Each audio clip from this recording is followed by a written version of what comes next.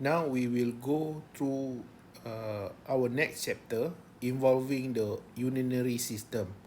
Okay, the note that I using here is from Tortora Derrickson, yeah. Okay, Tortora Derrickson.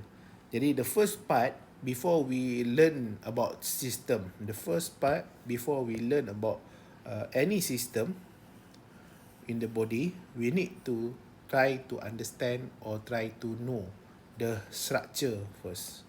Okay, the structure. And then from that particular structure, we going through the function of the every structure involved in the system. Of course lah, now we trying to understand the structure first for the urinary system. When you see the word urinary, that's closely related, or we can try to understand basically involving the formation of urine. Okay, formation of urine. Okay, without further ado, we directly go to the structure. This one is the structure for the female. Okay, female urinary system. Okay, I will not going through that. You can go through by yourself. This is the overview of the kidney function. Okay, the next video I will go one by one on the overview of the kidney function before we go to the formation of urine itself. What process take place, at what structure it take place. Okay, we go directly to the kidney. Okay, this is the kidney structure. We have two kidney. Human have two kidney. We have the left kidney and the right kidney. Okay, this is the structure of the kidney, or we can also call that as a renal. Okay, the important structure that always we heard when we studied about the kidney, we have the cortex here. Okay, this part is cortex. I try to enlarge it. This part is cortex. Okay, almost like the outer layer of the kidney. And then at the middle part, kamu nampak ni macam bentuk ni, dia we call as a renal medulla ataupun renal medulla. Yang luar ni adalah renal cortex. Kemudian kalau kamu lihat di sini ni, structure ni, okay, structure ni penting lah. Sebab apa? One very important part, all the urine that been formed inside the nephron. Jadi nephron ni kamu tengok, nephron ni dia located at the cortex part and also at the medulla. Jadi nephron ni adalah basic units in the kidney. This is the location where the filtrations of the blood occur, where many substance inside the blood will enter the nephron and they will become the urine, and then the urine itself will be collected or will be dia berkumpul lah ya. Dia akan berkumpul at this location. This location we call as a renal papilla. Yeah, renal papilla. From renal papilla, where it go? It will go to the minor calyx. They will go to minor calyx, and then they will go to major calyx, and then they go to renal pelvis here, renal pelvis, and then they will collected at the ureter.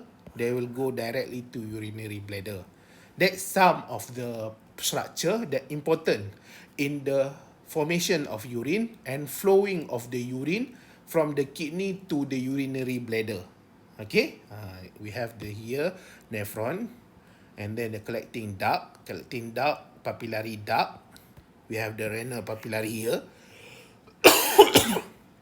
And then they will collected at the minor calyx, major calyx, renal pelvis, ureter and urinary bladder.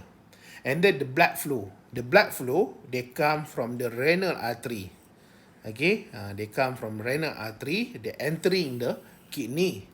And then of course lah, they will bring all the nutrient needed by the kidney. And at the similar time, the blood itself will be filtrate. okay, will be filtered so that certain part inside the blood itself that been not needed by our body will be eliminated in the form of urine. And also the part that the blood that been needed by our body will flow back to our body system, blood circulation, and entering the renal vein. Okay, renal vein. And other part of the structure of the kidney you can try to understand by yourself lah ya. The most important part yang saya dah cerita tadi is among the thing that you need to understand and know the structure, where is the location of the structure. Okay, this one is the flow of the blood. Okay, the flow of the blood. We go to the renal artery. Okay, we have the renal artery here. Here, we have the renal artery. Renal artery, they will carry the blood, oxygenated blood, entering the kidney. Okay, kemudian bila dia entering the kidney, there will more branch. Dia akan ada cabang-cabang daripada renal artery itu. Cabang-cabang tu kita panggil sebagai segmental artery. Okay, from segmental artery itu dia keluar cabang-cabang dia lagi. Kita panggil interlobal artery. Kemudian interlobal artery ni ada cabang-cabang lagi. Kita panggil dia sebagai acute artery. Okay, dan ada cabang-cabang dia lagi yang lebih kecil. Kita panggil dia interlobular artery. Okay, daripada interlobular artery ini, dia akan ada afferent arteriole. Okay, dia ada afferent arteriole ni. Ni afferent arteriole. Dia datang daripada mana? Interlobular artery. Dia bawa darah masuk ke afferent arteriole. Jadi afferent arteriole ni dia akan bawa masuk ke glomerulus. Jadi glomerulus ni dia kapilari. Jadi bila dia kapilari, maksudnya dia ada lobes. Dia ada lubang-lubang, liang-liang untuk menyebabkan ada bahan-bahan tertentu yang boleh keluar daripada glomerulus tu. Dan dia akan masuk ke Bowman capsule. Okey, kemudian darah yang berbaki itu bukan semua yang keluar ya.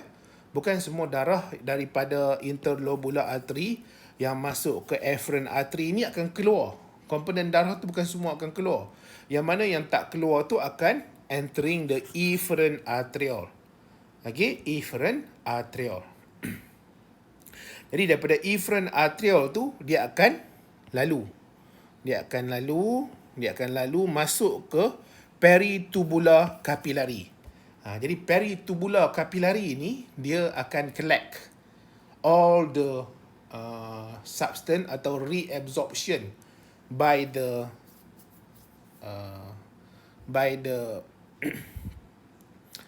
nephron lah kan, by the loop of Henle, distal convoluted tubule, proximal convoluted tubule akan masuk ke peritubular. Daripada peritubular tu dia akan masuk ke interlobular vein. Okay, dia akan masuk ke interlobular vein. Okay, nampak tak warna biru ni hujung ni? Interlobular vein. Jadi pada interlobular vein ni dia akan masuk ke acute vein. Kemudian dia akan masuk ke interlobar vein. Okay, daripada interlobar vein ni akan masuk ke renal vein. Okay, dia akan masuk ke renal vein. Dia tidak ada ni segmental vein, tak ada. Dia terus masuk ke renal vein. Jadi tu dia punya blood flow. Blood flow from renal artery up until the renal vein. Jadi kamu nampak tak beside ni dia ada dia punya flow. Renal artery, segmental artery, interlobular artery, acute artery, interlobular artery, afferent arteriole, glomerulus capillary, efferent arteriole, peritubular capillary, interlobular vein, acute vein, interlobular vein, renal vein. Jadi maksudnya dia akan sentiasa ada flow of the blood at the blood circulation itself. Okay, jadi yang mana tempat pertukaran dia? Dia ada di sini, iaitu glomerular capillary dengan peritubular capillary. Arterial tak boleh lah. Nama pun arterial tak boleh. Artery tak boleh. Vein tak boleh. Jadi tempat yang boleh berlaku keluar dan masuk ni, exchange of the substance, hanyalah di capillary. Capillary. Ya. Jadi hopefully you understand lah ya. Dia punya structure and also the flow of the blood. Okay, and then we need to understand the nephron, the structure of nephron itself. Okay, from the nephron, kita ada nephron. Jadi we have the what we call the efferent arteriole. Jadi efferent arteriole, okay, they come from the interlobular artery.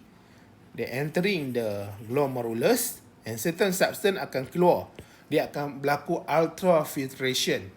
Dia macam sand light.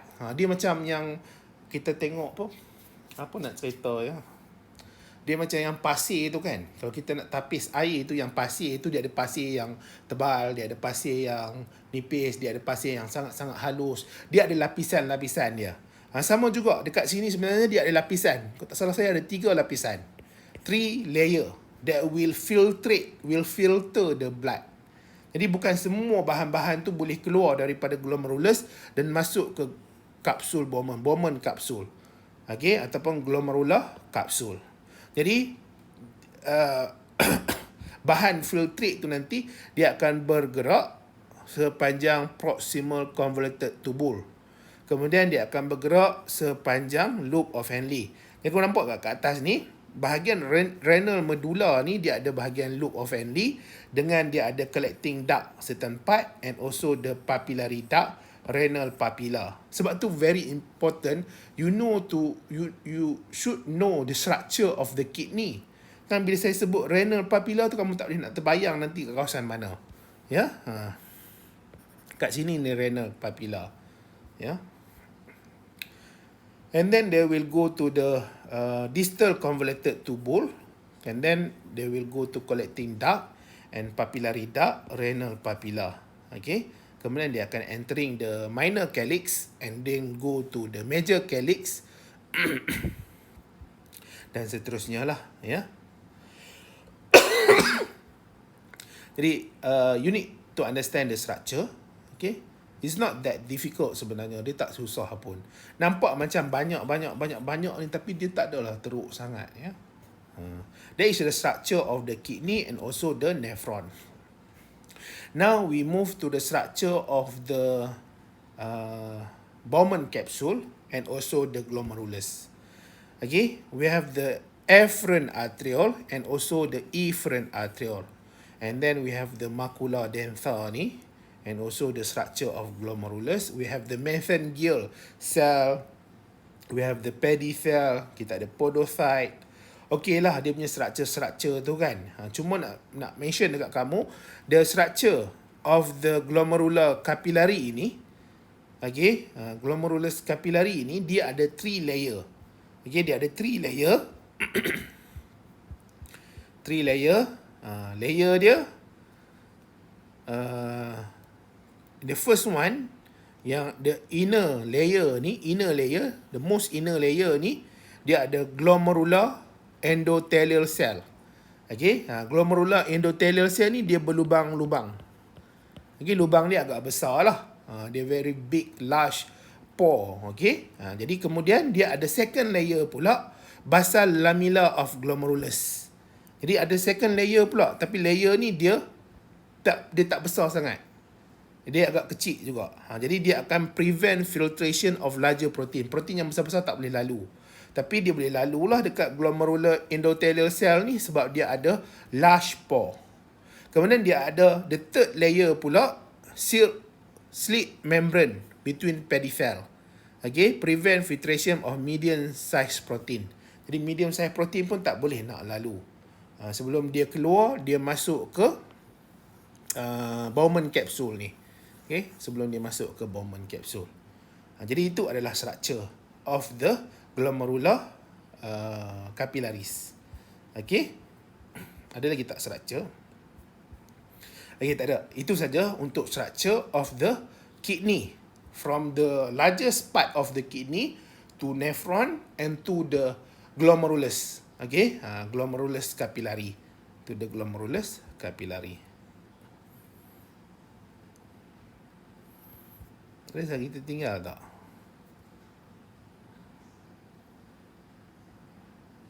Tak ada glomerulus. Okay, next we will try to understand the formation of urine. How the blood from the afferent arteriole had been forced to move out from the glomerulus and moving to the capsule Bowman. Kemudian dia punya reabsorption, kemudian secretion, everything lah evolving up until the end we have the formation of urine there.